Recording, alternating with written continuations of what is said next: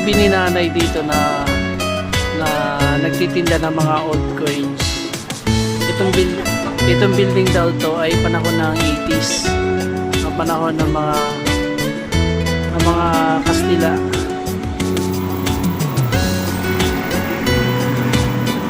So ito yung Binondo Bridge. Binondo, Carriedo, Manila. Pagitan ng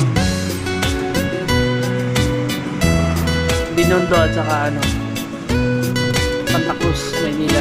Tatawagin nila. So ito si nanay. Ayan. Ito yung mga old coins po natin noong araw. So itong 2 piso, panahon ako ng grade 3, naabutan ko ito. Itong piso, panahon ng grade 3 ko, grade 3.